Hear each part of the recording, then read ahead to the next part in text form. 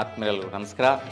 ಆತ್ಮೀಯರೇ, ನಾವೀಗ ಓಂ ಶ್ರೀ ಜ್ಯೋತಿಷ್ಯಂ ನಮ್ಮ ಒಂದು ಯೂಟ್ಯೂಬ್ ಚಾನಲ್ನಲ್ಲಿ ನಿಮ್ಮ ಒಂದು ವಿಚಾರಗಳಿಗೆ, ನಿಮ್ಮ ಒಂದು ಸಮಸ್ಯೆಗಳಿಗೆ, ಯಾವುದೇ ರೀತಿಯ ಒಂದು ವೈಪರೀತ್ಯಗಳು, ಟೆನ್ಷನ್ಸು ಪ್ರತಿದಿನ ಪ್ರತಿನಿತ್ಯ ಸದಾಕಾಲ ಮನುಷ್ಯನಿಗೆ ಕಷ್ಟ ಕಾರ್ಪಣ್ಯಗಳಿಂದ ಜೀವನ ಮಾಡುವಂಥ ಸ್ಥಿತಿಗಳು ಹೆಚ್ಚಾಗಿರುತ್ತೆ.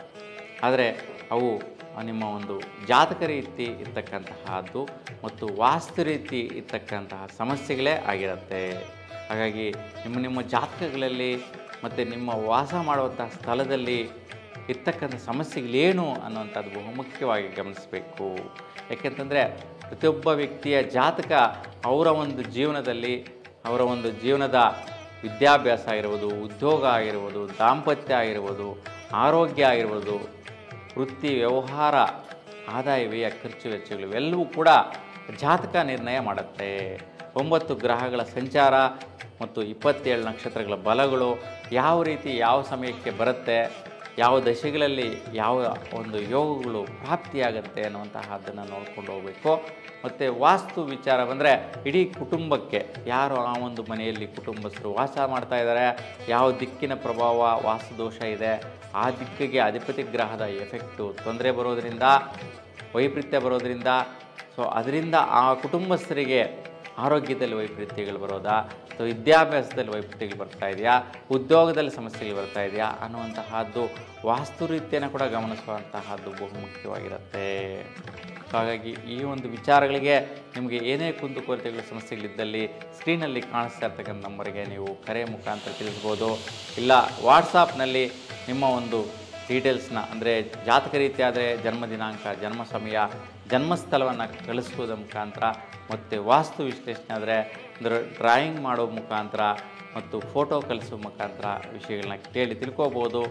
ಸೊ ನಮ್ಮ ಒಂದು ಚಾನಲ್ ನಿಮಗೆ ಇಷ್ಟವಾದಲ್ಲೇ ಸಬ್ಸ್ಕ್ರೈಬ್ ಮಾಡ್ಕೊಳ್ಳಿ, ನಿಮ್ಮ ಹಿತೈಷಿಗಳಿಗೆ ಶೇರ್ ಮಾಡಿ, ಮತ್ತು ಇಷ್ಟವಾದಂತಹ ವಿಡಿಯೋಸ್ನ ಲೈಕ್ ಮಾಡಿ ಅಂತ ಪ್ರಾರ್ಥಿಸ್ತಾ, ನಿಮ್ಮೆಲ್ರಿಗೂ ಕೂಡ ಈ ಒಂದು ವಾರ ಭವಿಷ್ಯ ಕಾರ್ಯಕ್ರಮದಲ್ಲಿ ಯಾವ ರೀತಿ ವಿಷಯಗಳಿದೆ ಅನ್ನುವಂತಹದ್ದನ್ನು ನಾವೀಗ ವೃಶ್ಚಿಕ ರಾಶಿಯವರ ಬಗ್ಗೆ ತಿಳ್ಕೊಳ್ಳೋಣ.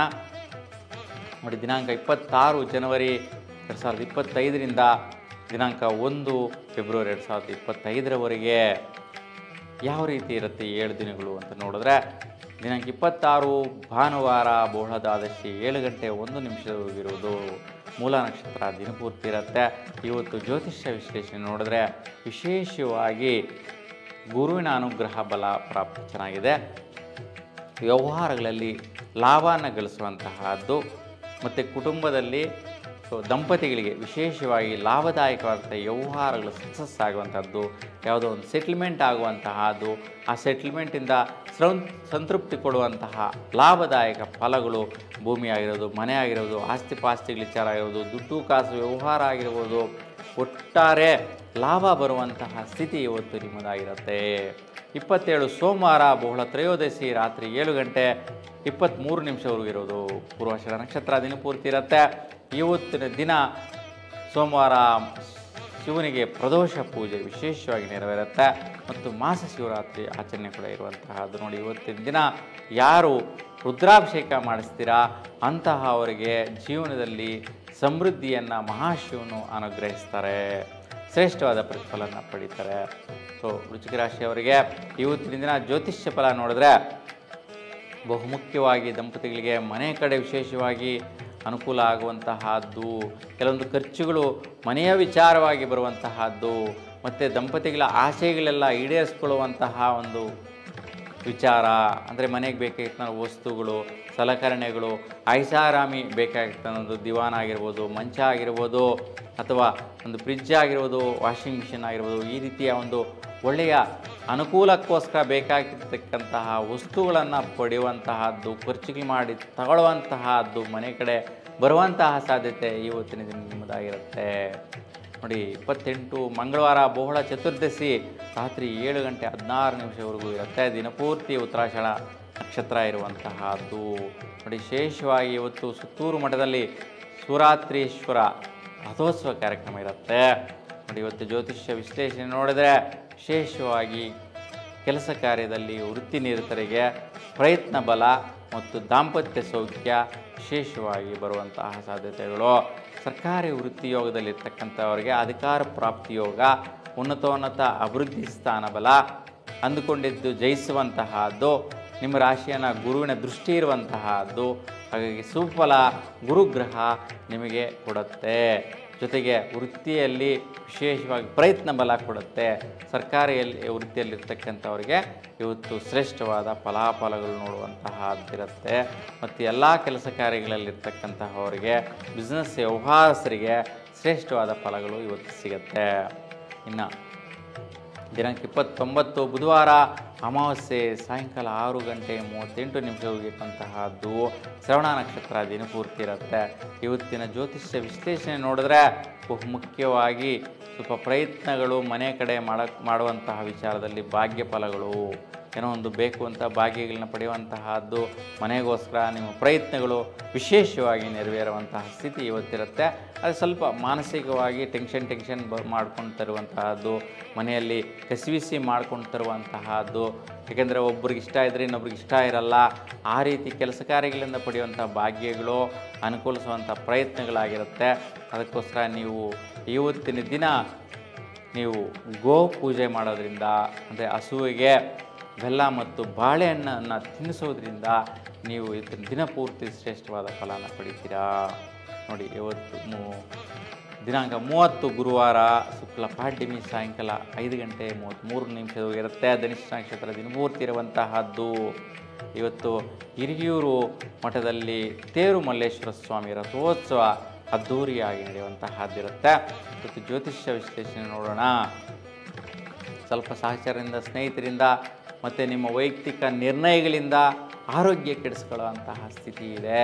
ಅದಕ್ಕೆ ಮನೆಯಲ್ಲಿ ಸ್ವಲ್ಪ ಟೆನ್ಷನ್ ತಗೊಳ್ಳುವಂತಹದ್ದಾಗತ್ತೆ. ಮನೆ ಕಡೆಯಲ್ಲಿರ್ತಕ್ಕಂಥ ಎಲ್ರಿಗೂ ಕೂಡ ಏನಪ್ಪ ಸಡನ್ನಾಗಿ ಆರೋಗ್ಯ ಕೆಡಿಸ್ಕೊಂಡ್ರಲ್ಲ ಅನ್ನುವಂತಹದ್ದು, ಅಂದರೆ ತಿನ್ನುವಂತಹ ಫುಡ್ಡಲ್ಲಾಗಿರ್ಬೋದು, ಕುಡಿಯುವಂತಹ ಪಾನೀಯಗಳಿಂದ ಆಗಿರ್ಬೋದು ಆರೋಗ್ಯ ಕೆಡಿಸ್ಕೊಳ್ಳೋ ಸಾಧ್ಯತೆ ಇದೆ.